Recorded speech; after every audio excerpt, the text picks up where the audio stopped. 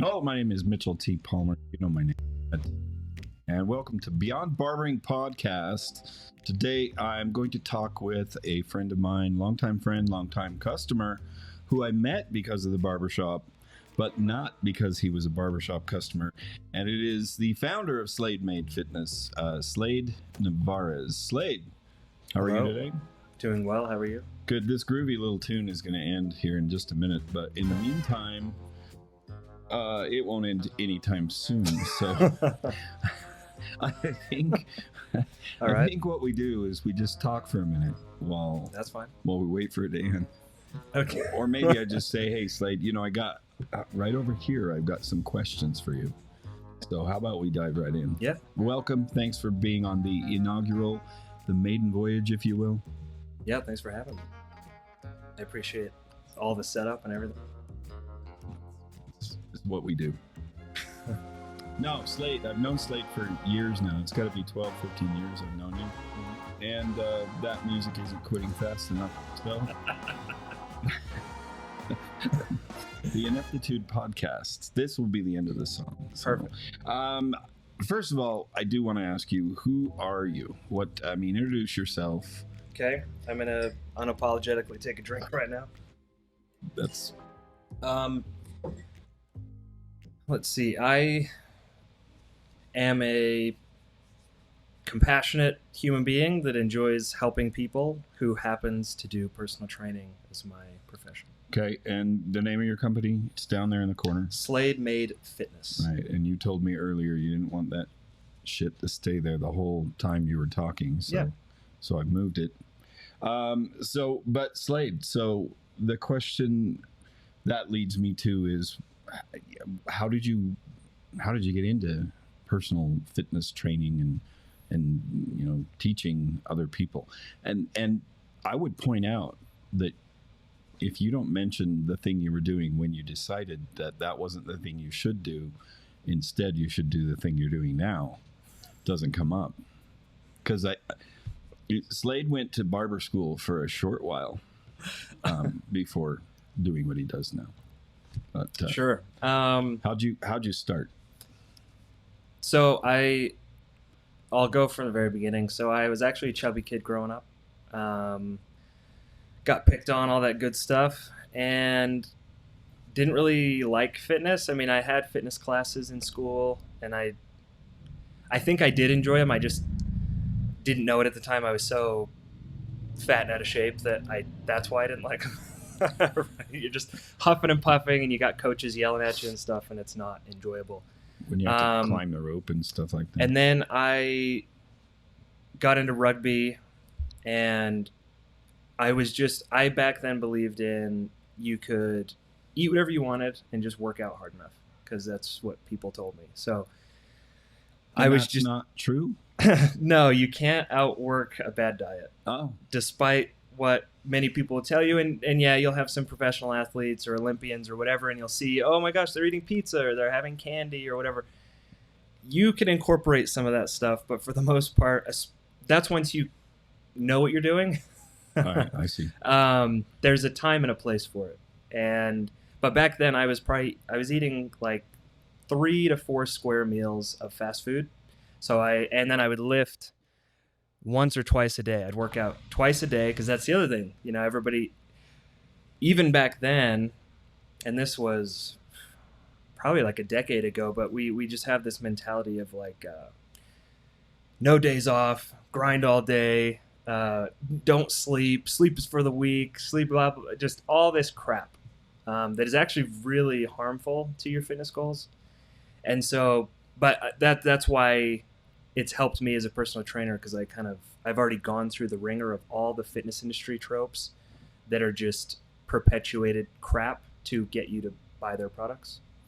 So I wouldn't want to ask you to talk about one that isn't yours, but is there one out there? Are there others out there? I mean, you don't have to name them, but are there other fitness tropes out there that do work that you would not necessarily endorse because they're your competition? But. Well, no, it's not even that.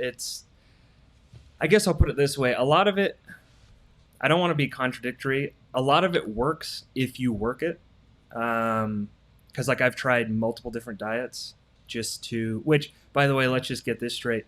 A diet doesn't mean losing weight or anything like that. A diet literally just means what you eat. But people hear diet in our culture, and it's like, we're dieting, right? Oh, I'm dieting. That means I'm like trying to lose weight is what most people associate it with. But diet just means what you eat. So you could eat only McDonald's and your diet is McDonald's. And there's nothing wrong with that. But yeah, I tried a bunch of different diets and they all worked. But some made me feel better than others. Some helped me perform better. But I got results from every single one. And the ones that didn't fit for me as well, maybe I only did for 31 days. And ones that I enjoyed would go anywhere from 90 days to a couple years.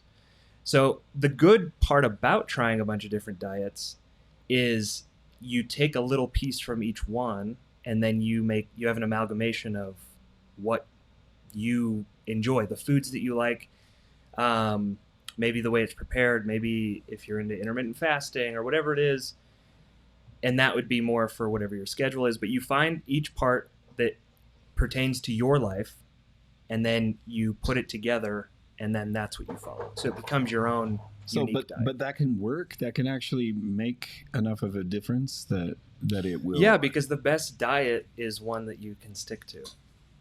Oh. And the exercise is the same thing. So this isn't my saying, but I heard it many years ago. And I say it to my clients now, which is I would rather you follow 10% of what I say 100% of the time, as opposed to 100% of what I say 10% of the time. Did I say that correctly? Yeah. Okay. So you'd rather have people do things 10% of the time that are correct. Yeah. Rather than do only 10%. Do 10% of what I say all the time, and you will get results. Instead of trying to do 100% of it, because when you're trying to do 100% constantly, you get burned out. So most people, they try to fit every single thing. They want to get their sleep right. They want to get. But anyway, we're kind of getting off track. I would like to finish the initial question, which is how I got into fitness. Sure. And then we can answer all these fitness questions. Sorry. You're totally fine. Go for it. So too excited. I know. So we have all these fitness questions, but so yeah, I was eating a bunch of different. I was eating fast food every single day and lifting about twice a day. And so I would just go and I'd lift really heavy with some of my Polynesian friends, and then we would usually get like rancheritos or something after. I'd get a burrito, and then maybe I'd go later and either do cardio or I'd lift some more, maybe a different body part, and then I would go get like McDonald's or something.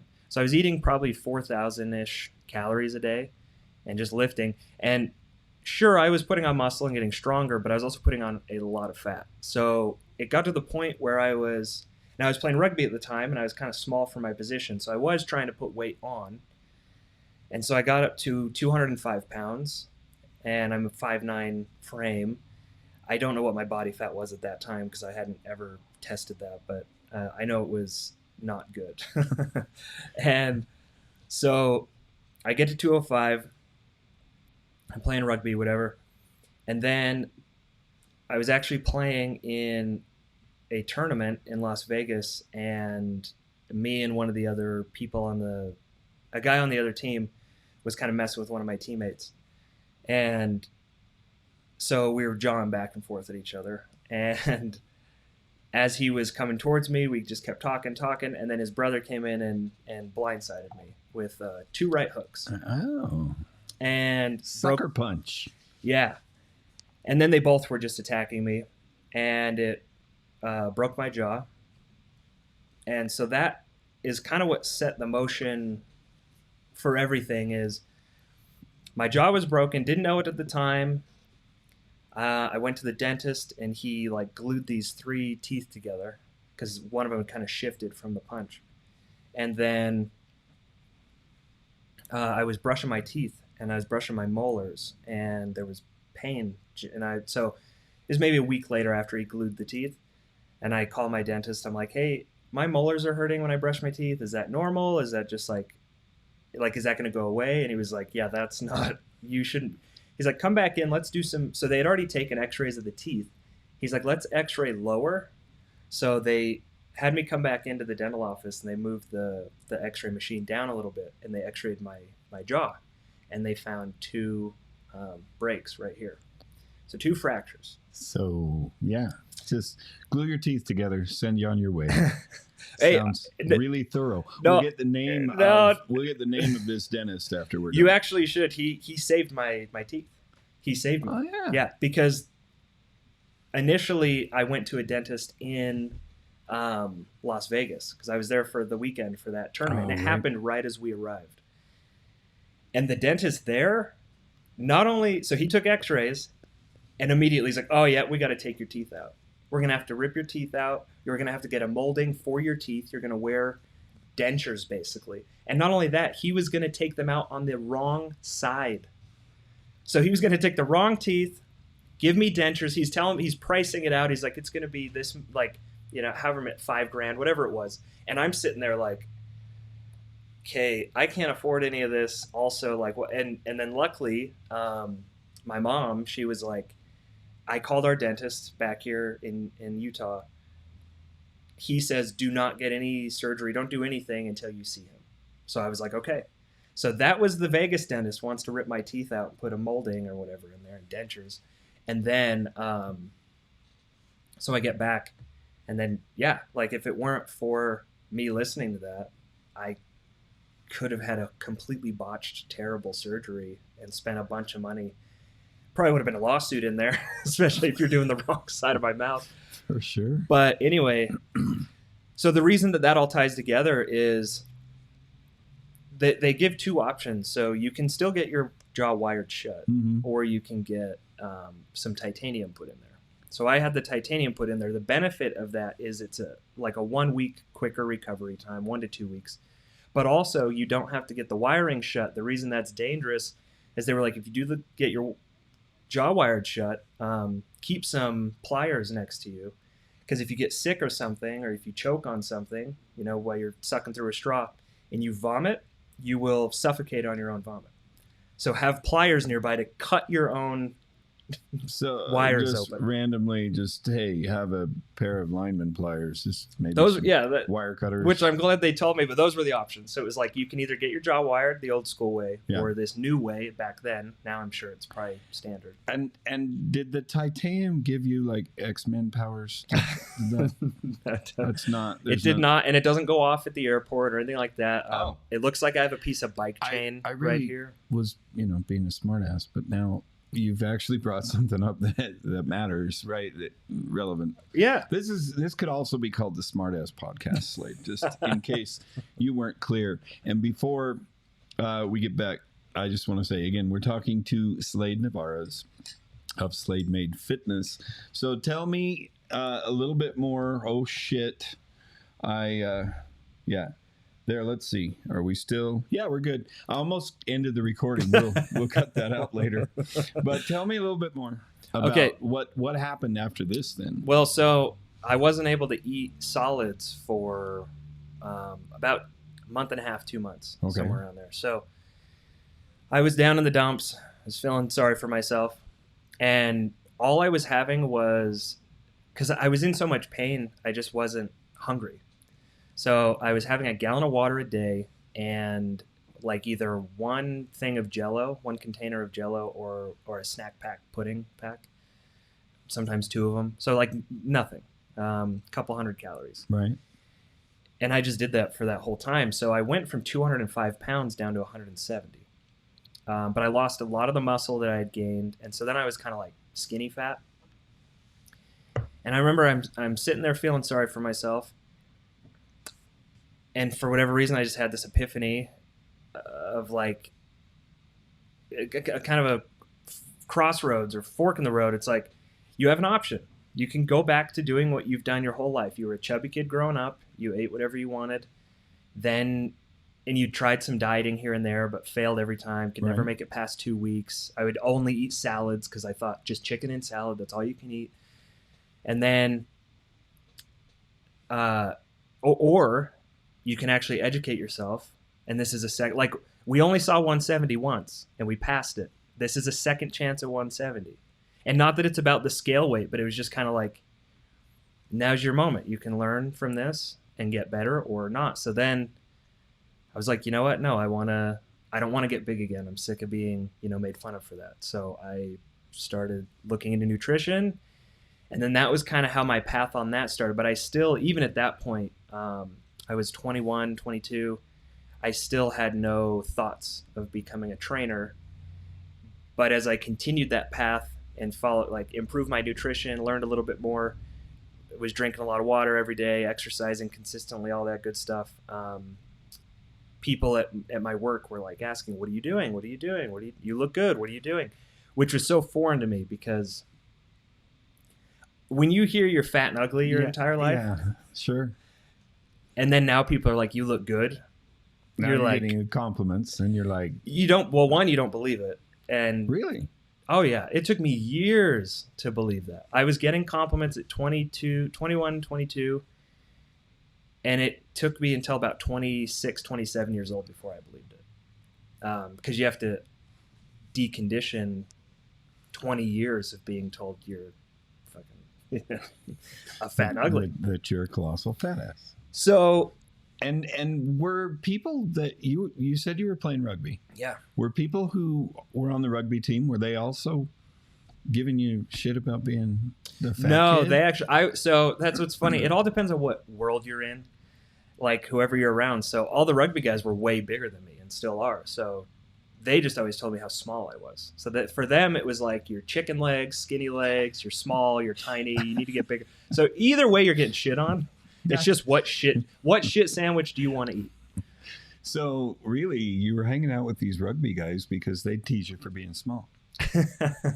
I mean, no, I was hanging out with, I found rugby because that was the first thing that gave me confidence and the first thing that I got praise for. And I actually felt I was good at. I tried other sports before. I tried baseball, was horrendous. Tried basketball, horrendous. I mean, I just have bad. There was it was like junior jazz, but one of the basketball games, obviously it doesn't come down to just one person, but there was a game where I got fouled like 5 times in a row and I missed every free throw. And if I would have made them, we would have won the game. Well, but see, that puts you on par with Karl Malone. Because he couldn't make a free throw to save his life at one point. I don't Is know that if he right? ever fixed. He was terrible. Okay. People would foul him because he couldn't shoot free I knew throws. people did that with Shaq. I didn't know Karl Malone. The hack-a-Shaq thing. I think it started. So horrible at that. I was bad at baseball. All the team sports I played, it was like, and I just didn't have any confidence. So my teammates were the reason that the team might do okay, but my own performance wasn't good. And then once I found rugby, I actually got a little bit of affirmation, some positive, some praise. It was like, hey, that was a good run, or, good tackle, or you took that hit well, and then you're like, oh, okay, maybe I can actually do something here. And so it was the first thing that gave me confidence. I started that at 15, and then I ended up playing that for 10 years. So I didn't know you were rugbying at 15 years old. Yeah. You were, and how long into what age? Up to what age did you play rugby? So I stopped my final game. I believe was in 2017. It was the last tournament I played in. And with that, I ended up getting back surgery at one point, not because of the rugby necessarily. It was, once again, this kind of ties into the being a trainer or wanting to be a trainer. It was from like construction jobs, because I did construction when I was in my late teens. And that was timely because of the construction truck passing here, which I guarantee you picked up on these mics. But yeah. Anyway. So like I was doing construction, so like improper lifting with that's when I first started having back issues, but I didn't know it then. I was having like sciatic pain around my hip, so I thought, oh, it's my hip. And then anyway, it was just like improper lifting for rugby, improper lifting at the construction sites, not learning the proper way to move things, and then it just caught up with me, and I ended up having one bulging disc and 2 herniated discs. And so then I got back surgery, and a lot of the rugby guys. I remember that back surgery. Yeah. I think I came and annoyed you at the hospital for like, I don't know, 5 minutes. I don't really care about my clients. And no, that's about 5 minutes, and that's all you get. And then, you know, I just cut him off. Well, you're already a great barber, but and a good friend, but like stuff like that sticks with me. Loyalty's huge for me, and respect, of course. Well, but joking aside, you know, you became a pretty good friend to this barber pretty early on, and it didn't take very long before, you know. Yeah. I wanted you around, but you were already pretty fit when I knew you. You weren't, you know, you weren't going through that struggle that you talked about earlier. Well, yeah, when we very first met, I think it was before I started putting on that weight, because it was like I was a chubby kid, and then I got a little bit taller in high school, and I was skinny fat then. So that's when I had gone up to like 205 over the course of a few years, and then I got back to skinny fat. Wait, so could you, just for my sake, because I'm dumb, describe what is skinny fat? What do you mean by skinny fat? So that actually happens to a lot of people, where so many people focus on the scale weight. They have this idea, this number in their mind. Maybe it was when they were in high school, or it's what they were on their wedding day or whatever. And it's like, I just want to get back to this weight.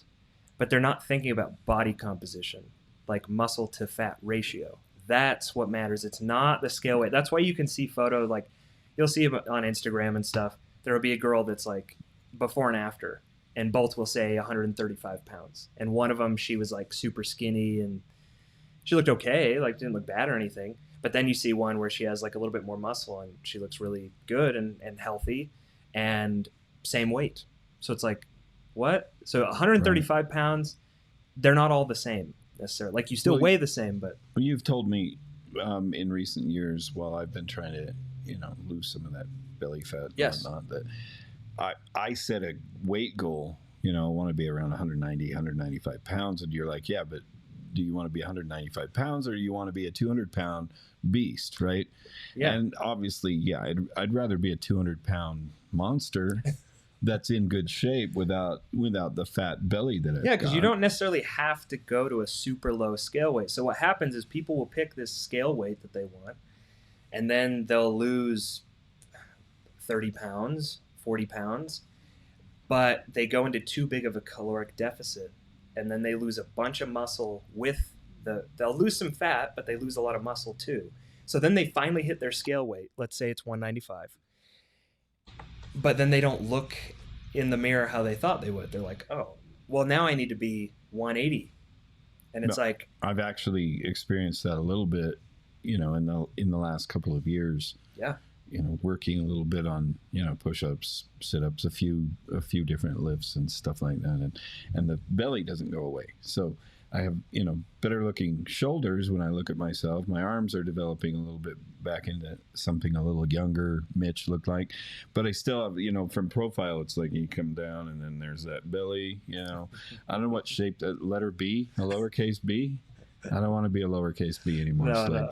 But, you know, my boobs aren't as pointy anymore. They used to be pointy and droop a little. But, you know, that's probably for me the toughest part is to, because there was a point where you said, I should do this again. There was a point where you told me that I'm not eating enough.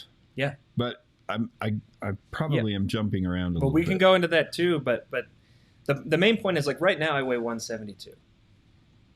If you look at me now compared to when I was 170 after my broken jaw, or when I was 170 before I passed it to get to 205 the first time, I look vastly different on each one of those, because it's not all the same. Because once again, body composition is what matters. So I try to drill that into my clients' heads. It's fine if you want to be a certain scale weight, but if it's just because you think you're going to look how you did in high school, it's like, you don't, unless you know what your body fat and muscle ratio was at that time, it's probably not going to look the same now. And that's been my problem. Now in my 50s, you know, I think, well, geez, in high school I was in my 160s and looked, you know, great, felt great, but it's a much different thing to be 160 at 54.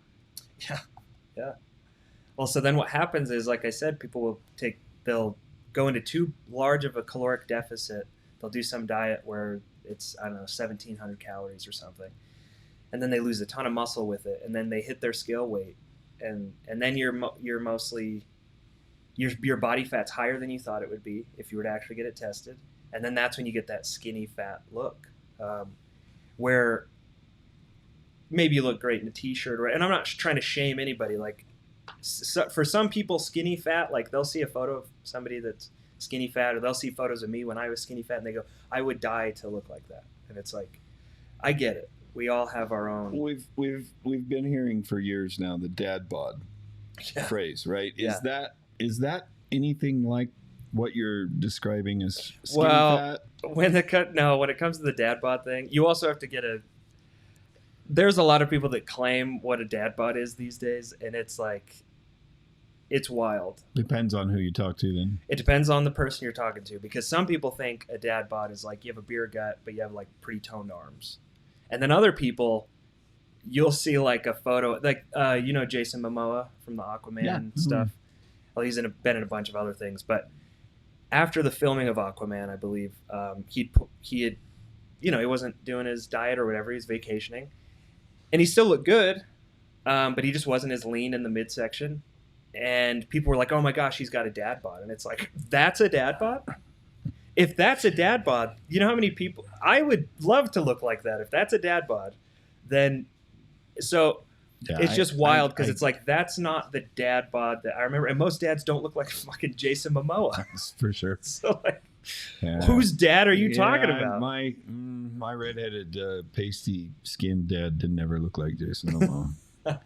That's for sure. And neither have I either, for the record. So, well, and oftentimes I think what people mean, at least when a lot of women are saying it and it's like correlates to dating, they'll say they like a guy with a dad bod, and oftentimes it stems from like insecurity. They want a guy that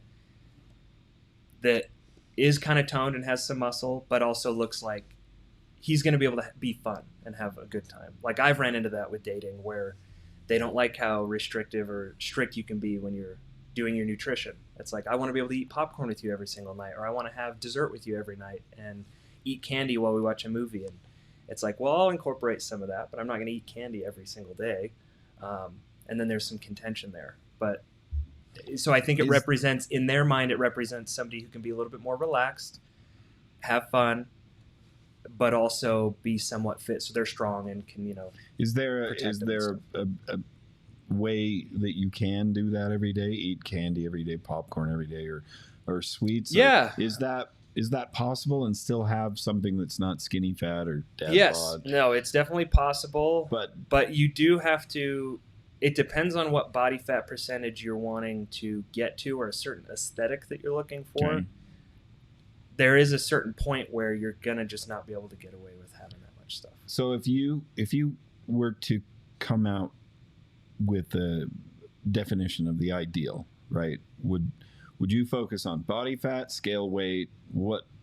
Obviously, you've already talked a little bit about scale weight, and that not being necessarily ideal depending on what your goals are. But which one would you espouse more? Well, it's simply a tool. So that's the other thing, is right now we're kind of getting in the woods that everybody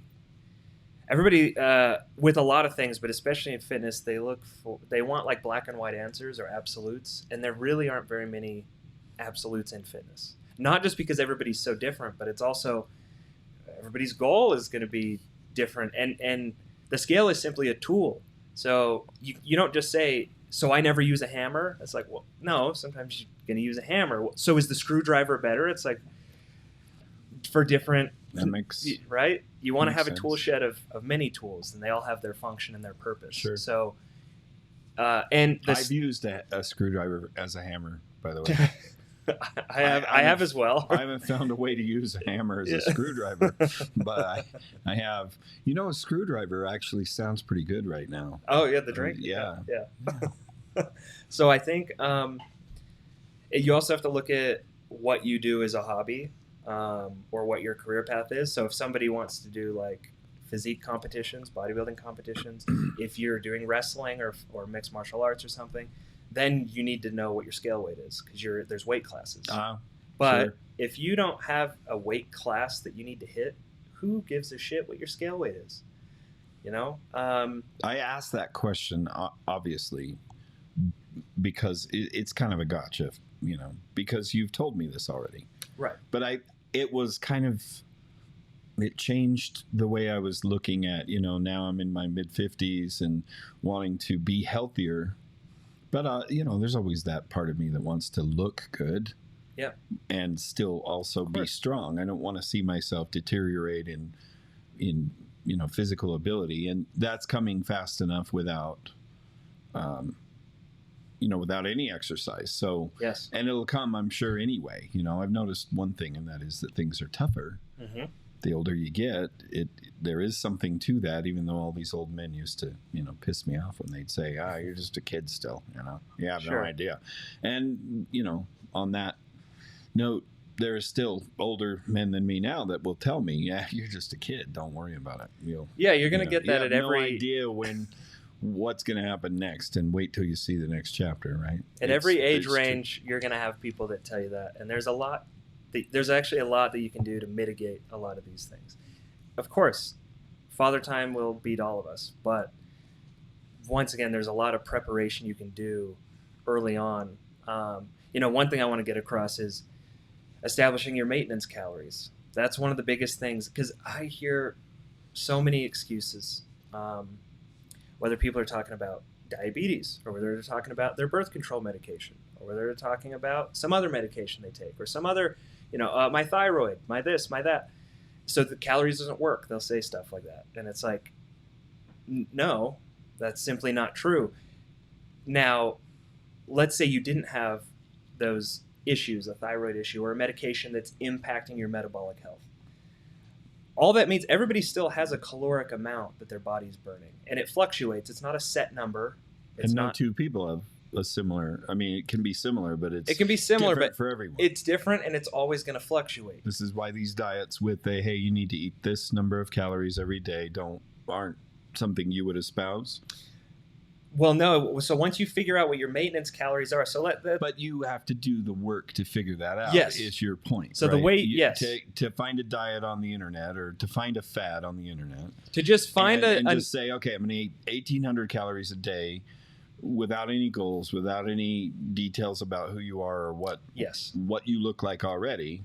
You don't promote or endorse. I wouldn't advocate for that. Okay. Because you don't even know what you're burning at that moment. So 1,800 might be too low for you. It also might be too much depending on where you're at currently. And when it comes to the medications and stuff like that, or any of the health complications you might have, all that means is that, let's say if you were a normal, healthy individual, and I don't want to say normal meaning you're abnormal, but on average, if you didn't have this health concern with your thyroid, or if you didn't have to take birth control, whatever, let's say you were burning 2,000 calories at rest. Okay. But now that you take this medication, or you have this issue, now you're burning 1,700. You still have an amount that your body is burning. And like I said, it fluctuates. But the way you figure that out is you have your scale, you weigh yourself every morning, okay, after using the restroom, and naked or as close to naked, or whatever you're doing to replicate the results. So you do that every single day. And when it comes to that, you want to be consistent, right? Yeah. When you weigh yourself in the morning, if you're weighing yourself in, shorts or a t-shirt, then stick with that. Stick with it, whatever it is. If you're stripping naked, stick with that. There's don't change wrong way, as long as you're consistent with whatever unit you're using to measure with. Okay.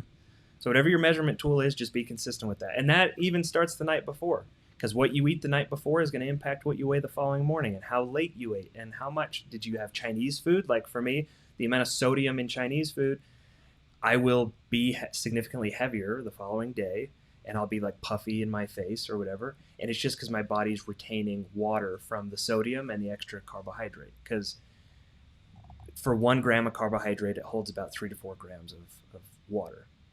And that's the other thing in the fitness industry, the demonizing of stuff, that's got to stop. Because carbs aren't bad, sugar's not bad, fat's not bad, protein's not bad, water's not bad. There's no bad foods. There's no just objective. There's a time and a place, and it's just everything in moderation, which I know is a classic statement, but it's true. But there are a lot of people out there who are promoting no sugar. No sugar whatsoever. Sugar's bad for you. It will kill you. Yep. It'll give you cancer, whatever else. I mean, barring health, pre-existing medical conditions, there are no across the board, just in general, bad dietary substances that you can take in. Obviously, I guess meth, but or crack, things like that. You could just have a little smidge, just a little smidge of crack. If you're doing the meth thing and the crack thing, right? Well, stop it. That's not good for you. Oh, look at that. I've got Slade back on the camera right as he's drinking his coffee. Oh, you're good. All right, we'll put you back on the screen. Now we'll go back to Slade. We've got a little bit. Oh, wait, let me finish. Off, yeah. Let me finish how to get your maintenance calories, and then we can go to whatever. I just want to get that across. So you get a scale, and you'd weigh yourself every day. Now, there is an emotional component to this because some people have an adverse relationship with the scale. So if this is really going to hinder your mental health or something, then obviously I don't advocate for that, but you're going to have to find a way to get your measurement. But ideally... You mean like inches? No, I mean like how much you weigh. Oh. You have... Okay. Part of that is going to be your weight fluctuates daily. And do these smart scales, the ones that you can buy at home that aren't really super expensive, how accurate are they? Accurate? Oh, the ones that check your body fat and all those other things. Most of them are not super accurate, but once again, as long as you're using the same thing to measure with, you will be accurate over time. So let's say when you talk about measuring devices, or once you get your measurements, we're still talking about find a device or a way you're going to measure and stick with that measurement tool. Don't switch it up because you'll switch it up. That's what will happen. Well, your results are going to be skewed. You're not going to know. And there is no tool that's 100% accurate. There's none. Not the water displacement test, not the DEXA body scan, which is considered gold standard, and some can argue against that. You have your in-body testing, which uses the electrical impedance and goes through the water in your body. As long as you're using the same tool to measure with on a consistent basis, you're going to be in the right ballpark. So if you buy one of those smart scales and it says you're at 25% body fat, but really you're at 35%, but then it goes to 23% body fat, it doesn't matter if you're not actually at 25, you did lose 2% of body fat. Okay. It's just, right? Yeah. Does that make sense? It does make sense. Okay. They're somewhat accurate or reliable enough that if you stick with the same measuring tool, you'll get a reasonable report back on the changes. Yes. And would you say changes is what's most important? What you're looking for is the change. You put effort toward eating a certain way and exercising, and you want to see the difference it makes. You want to see, you're looking at the data. That's all it is. Okay. So, and that's another thing, like I said, there's an emotional component. It took me many years to not have an emotional pull from the scale. Because I was like most people. You step on the scale, you weigh 2 pounds heavier, like, oh, great, I'm just the fattest piece of shit. You start berating yourself. You freak out. You eat less that day. You don't drink enough water that day. Whatever. It's crazy. And I've definitely had clients do stuff like that where they saw how much their weight fluctuated just from liquid, and they're like, oh, and then they just didn't drink water all day. And it's like... Yeah, I've done this to you actually recently, like in the last few months, where I was like, I dropped weight from about 234 down to about 218, 216, and then I started gaining weight back. Yes. And I was like, what the hell happened? This is not what I was on a downside, and it just started going up back to 220. And what did you tell me? I think I told you, keep tracking, and also, is that when I told you to eat a little bit more? Yes. Yeah. So we'll go into that. Okay. Sorry, I know we're kind of hopping around here. No, that's partly my fault. It's kind of, for me, it's a different topic because the way I did this at 16 through 20 versus the way I have to at 54 certainly changes the ball game a lot. Yes. But it also we've learned a lot more in that 35, 36. Oh my God, it's 35 or 36 years.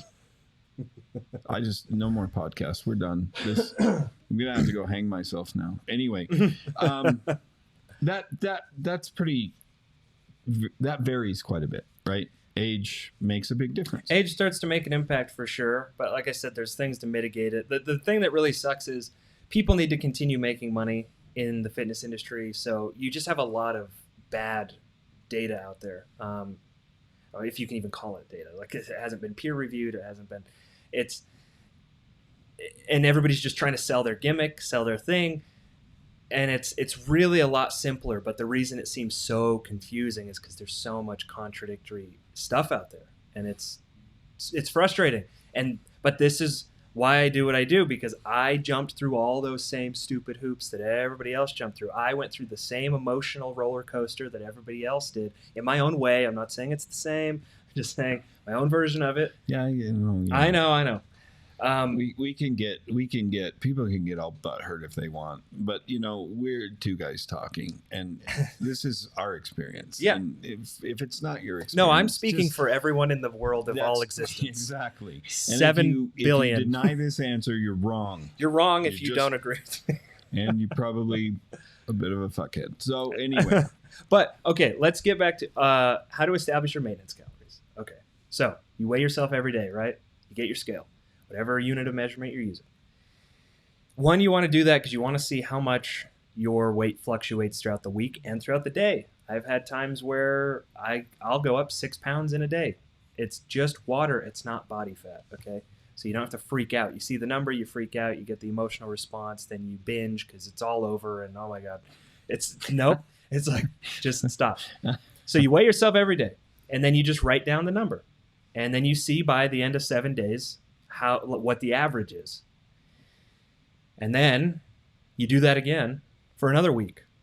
Now, if at the end of those 2 weeks, if you've gone up, let's say 2 pounds each week or something, you are eating too much, or you're in a surplus. So wait, how long would you go before you start to determine whether or not you're in a surplus or you're doing... That's why I give it at least 2 weeks. Okay, so 2 weeks. Because the first week is going to get you the initial fluctuations.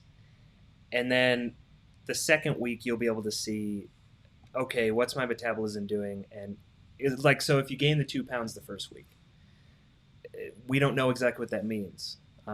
You could be in a little bit of a surplus, but also if you're not tracking your food or if you have no idea what you're eating, this is going to be even more difficult.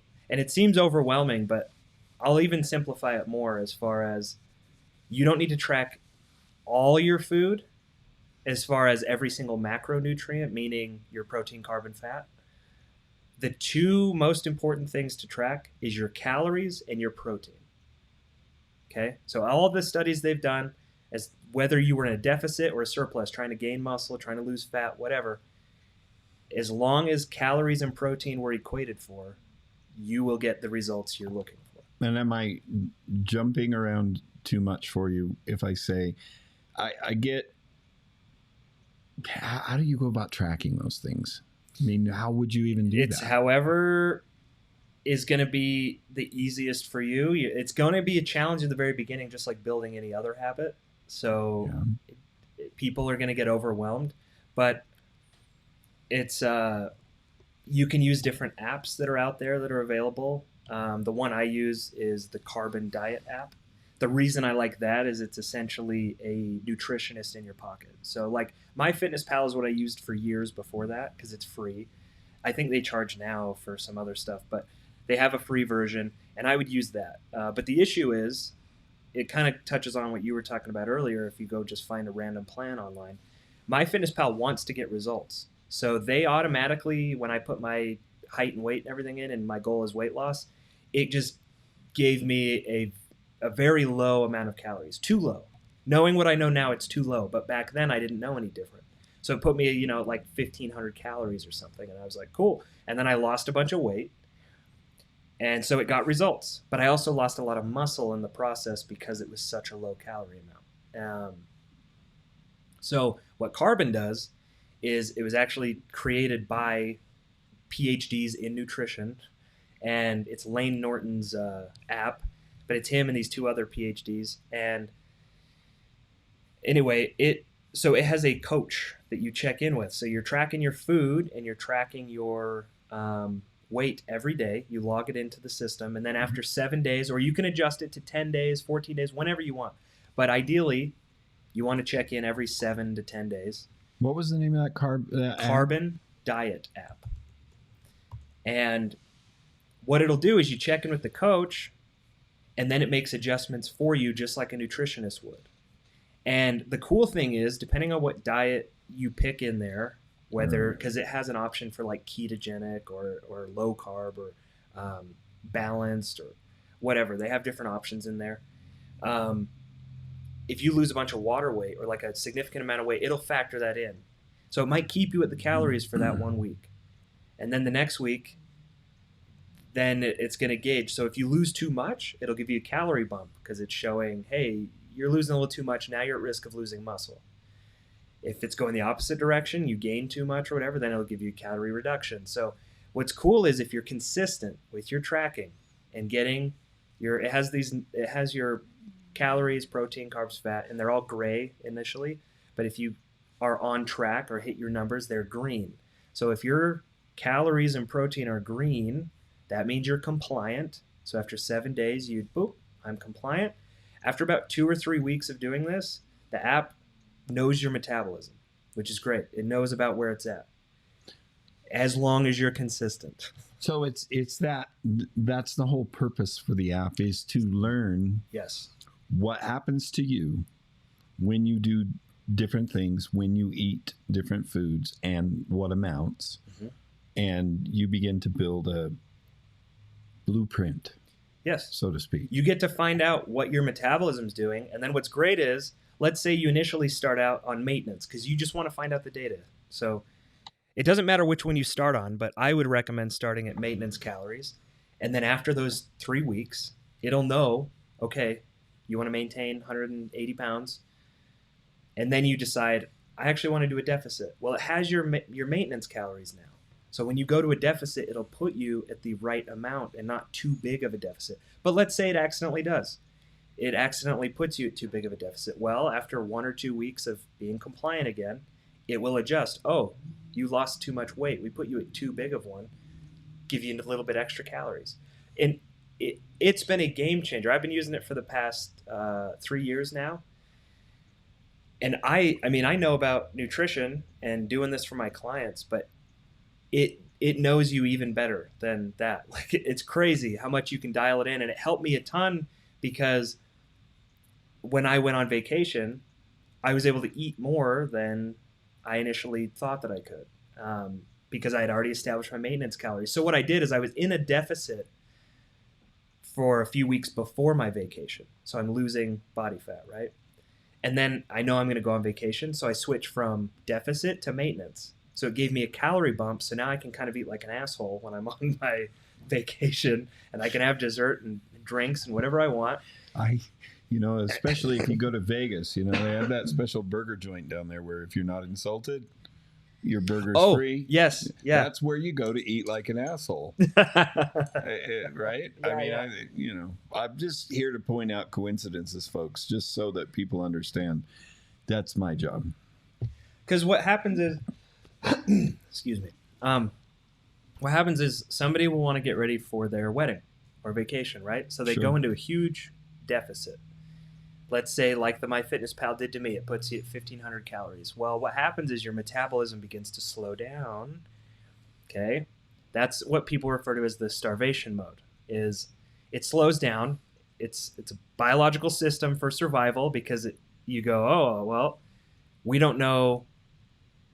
We can't continue burning the same amount of calories because we don't know when you're going to eat again, and we'll start eating away at ourselves if we don't slow this train down. Sure. So it slows the metabolism down. So now your metabolism, let's say it was at 1,800, you did a 1,500 calorie deficit. Now it catches up. Now you plateau. So now now your calories are 1,500 calories, which is what you've been eating, right? Well, now I had my wedding. I go on my honeymoon, and I'm eating 2,300 calories every freaking night. And that's why people come back and they've gained like 10 pounds. Or you hear that so much. I went on this diet. It worked for 30 days or 2 months. But then I went on my vacation. I gained everything back. That's why, is you slowed your metabolism down by losing all that weight. And then you didn't let it repair itself. So you went on your vacation. It's at 1,500 calories now. And now you're eating 2,300. Like an asshole. Which is fine. And then you gain all the weight back and you come back and you're like, what the hell? Diets don't work. You hear that all the time. So, but what you're describing gets me tied to tracking everything I eat on an app.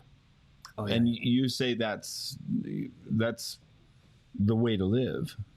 If you want to stay oriented with your goals, you have to do that. It's not the only way, but it's going to make it a lot. It's going to make it a lot easier, because if you're not tracking that, like I have some clients that they really struggle with that. They don't want to track, or they say they don't have time to track. But it's not that you have to do it forever. You just have to get an idea. So I have like a food scale, stuff like that. You do it just to get an idea of how much things actually are. So you actually weigh your food? Yeah. You weigh your food? I weigh my food. Do you weigh it? Do you cook it, then weigh it? No, you always want to weigh it raw if you can. Okay. But it's not huge. Like unless you're stepping on a bodybuilding stage or something, or have to make weight for a fight, you don't have to be that spot on. Like, for example, 2 tablespoons of peanut butter, 32 grams. If it's 34 or 35, eat the fucking peanut butter. Or 28. Or if it's 28, yeah. Just eat it's fine. You don't have to be right on the money unless you got to make that weight for the fight, or you're stepping on stage and you got to be in single-digit body fat. See, I measure my peanut butter in thickness. Yeah. Say bread. Sometimes peanut butter, sometimes peanut butter, a little bit more. Yeah. So that's pretty scientific, right? So the reason you don't have to do it forever, but you do it until you get an idea of how much, like, because you can start to see, okay, 6 ounces or 8 ounces of chicken looks about this size. Because when I first started tracking, I thought I was stupid. I thought it was already like measured out for you, because I knew in the fitness world, 6 ounces of chicken, right? 6 to 8 ounces, or whatever your protein is. So I just thought the store did that. So I'm like, you buy a chicken breast, they're 6 to 8 ounces. That's what I thought. And is that accurate? No, it's not at all. Is it ever accurate? No. Okay. I mean, unless it says on the package and it's a company that did it. But so then I started, when I got my first food scale, I started weighing the food. My chicken breast, for an average, you buy a chicken breast, it was 12 ounces. So I was eating double. And there's nothing wrong with that. Like, if it fits my numbers, but because I thought it was 6 ounces, I was actually eating double and I wasn't losing weight, because I had no idea. So once I started weighing, now I can eyeball it. I don't have to measure and weigh everything. You weren't losing weight because you were not eating the right amount. I was eating too much. Based on what the app was telling you to do. Right. Because I was logging into MyFitnessPal, and I'm like, that I had a chicken breast, 6 ounces. I just assumed, right? So I'm putting that I'm eating 6, but really I'm eating double that. Yeah. And so I was actually eating more calories than I realized. And so it's not a forever game unless you want it to be. For me, it is. I just enjoy it. I prefer it. It keeps my mind at peace to know. But I've done it for so long now that if I am on vacation or whatever, I don't bring my food scale with me, but I can kind of get an idea. And we live in such a good time now. You can go online and you can look up, if you eat at a restaurant, or there's usually a nutrition list. And that's the other thing. It doesn't have to be exact. Like, if I get a chicken breast from a chicken sandwich from Applebee's, but it's not in the app, there's nothing and I can't find a nutrition, just maybe there's a chicken sandwich from Sizzler or something, or I don't know where somebody eats, but you can just add that. That's where you start getting the benefit of being able to eyeball because you've got some practice at it. And because you're weighing yourself every day, you'll know if your tracking is off. Meaning, let's say I can't find the exact restaurant, but I keep tracking and I'm putting the food in. And I'm like, yeah, that's probably close to what it is. Well, guess what? If you're starting to gain weight, your measurements are a little bit off. It wasn't that close after. It wasn't as close as you thought it was, and that's okay. Are you so you don't necessarily advocate sticking to using the app for life? You can. For best results, right. You probably should. And if you don't want to use the app, you can use old pen and paper. That's fine too. As long as you have a nutrition label or can find it online, then you can just write the calories and the protein. That's it. As long as you have the calories and protein. So you're only tracking 2 numbers.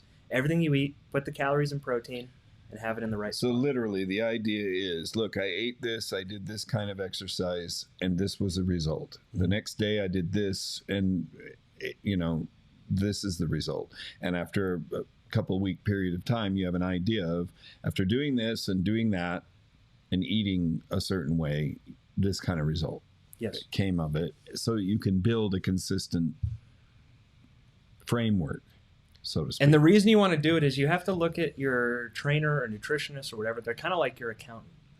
So when you say, I don't want to track, or I'm not going to track. No, I hate that guy. I did. You had me. This is a topic of exercise and fitness, and watching what you eat, and now you brought the accountant into it. And the only one worse than the accountant is lawyers and marketing people. That's the reason why it's like an accountant is you're essentially saying you're coming to me. You just breeze past my dispute. Yeah, I'm not even addressing it. You're not even gonna entertain it. Any lip service. Okay. No. So you come to me and you go, "Hey, I want to start saving some money because I want to, buy a house or I want to buy a car, which is your weight goal." And I go, "Okay, how much money's coming in?" "I don't know." "Okay, could you get those numbers for me?" Wait, nah. Hold on. That's a problem? Yeah. Really? Yeah.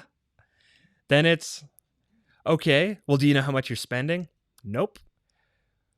Can we kind of look and figure out those numbers? Do you have any receipts or do you want to? Nah. Okay. And that's usually how you know what the right information is. If it's simple, but not easy. That's what you normally have to do. Whether it's exercises, whether it's diet, whether it's finances, it's the simplest thing, but it's boring and you have to do it all the time. It's building a habit and looking at things as data and not getting as emotionally invested, which is way easier said than done. I mean, that's part of my job as a coach or a trainer, is that I actually help my clients a lot with the emotional side. Because I get a lot of clients that have some form of an eating disorder or they have just a poor relationship with their food. They categorize things as good and bad. They berate themselves. We focus on self-talk a lot. But usually I don't have to, but it makes my job easier if I can find out what the root of their relationship is with their food and where it stemmed from, which often comes from childhood. And oftentimes they don't even know it. And then we start to uncover it. And it's like, oh my gosh, well, my mom said this thing when I was a kid. And then now I, freak out about this certain food, or I feel this certain way about the scale or about whatever. That you see people that are adverse to fitness that same way. So many people are focused on aesthetics. I've had people tell me, I don't want to work out because I already like how I look. I don't care. And I go, that's not why you work out. No. Like those are that's the byproduct of it. I found at this age working out to feel better. Mm-hmm. Right. I'd like to look better, but the instant gratification for me was walking up the stairs and noticing one night I wasn't using the handrail. Yes. I didn't even have my hand on the handrail to go up the stairs. Whereas before, at that moment, I distinctly remembered using the handrail to actually pull part of my body weight up the next step. And one night I didn't have my hands full. I just didn't grab for the stair rail. My legs felt strong enough to actually, tug my girth up the stairs without the extra help of, the pull chain. Yeah. And it was remarkable. And I almost got to the point where it's like more of this kind of thing, and I don't really care how I look because, you know, it got painful to do things. I'm a barber. I stand on my feet all day long, right? Well, standing on my feet all day long after establishing a little bit of a daily routine for, 10 minutes of exercise, and I can stand on my feet all day long and it doesn't hurt as bad at the end of the day, which is ludicrous in my mind because, aren't you supposed to have 2-hour power workouts and, just go nuts every day like all the people on the internet tell you have to? Yeah, no. That's another issue is a lot of people exercise way more than they need to, surprisingly. And it's a hard concept to wrap around, but I'm glad you mentioned something as, not that I want to oversimplify it, but just walking up the stairs. Like, that's why I try to help my clients with, like, don't you want to be able to play with your kids? Don't you want to be able to pick up if you go on a trip, don't you want to be able to pick up your bag and not tear your rotator cuff? Like, if you go to help some lady put it in the overhead bin, that's why you work out. Absolutely. It's just to be able to function, because look, when you're sick or injured or whatever, like, a sick man wants one thing. The healthy man wants everything. So focus on your health, because the sick person just wants to be better. That's, it's a great vantage point or a great target or focus, right? If you're sick, you only want to feel not sick. And they all feed into each other, right? You said you're on your feet all day. So once you noticed, I don't need to use the handrail to go up the stairs, then, my barbering felt better because I wasn't getting as tired or I wasn't having this leg issue. So now it feeds into your work, which gives you purpose and makes you feel happy or whatever. So then that feeds and makes you feel even better. So then you're in a better mood, and it's oil in the water. It gets in everything. And I know oil in the water is not good, but that's what you want. Like, the exercise and the fitness and the eating right and sleep and all that, they feed into every part of your life, which is why I focus on it and love what I do. I mean, I've had clients that, by having successful workouts, even if their body composition didn't change that much, I had some that left unhealthy relationships. I had some that got enough confidence to ask for a raise and got it. I've had some that have tried something they just never thought that they could ever do and achieve it, or even just go after it. And I don't care if somebody makes it or doesn't, but just people that go after what they want. I went to a company about business consulting, right? To try and figure out what I'm doing wrong with running my business. And they talk about body, being, balance, and business. It's, Wake Up Warrior, Garrett J. White, or you don't know him, but you know of him. And all these things feed into one another, right? Body, spirit, your family life and your business habits. And if one of them is not firing properly, all of them get affected by it. And I noticed a better energy for my daily routine. You just mentioned that, of barbering all day. I'm more excited to barber for more people because I'm actually taking better care of my body. And I feel, you mentioned people that you've had the opportunity to work for with clients that you train. Do you call them clients? Yeah. Okay. That have got their confidence boost to do a wide variety of things. Leave a bad relationship, ask for a raise, maybe start a small business, a side thing that they've been, dreaming about doing for years.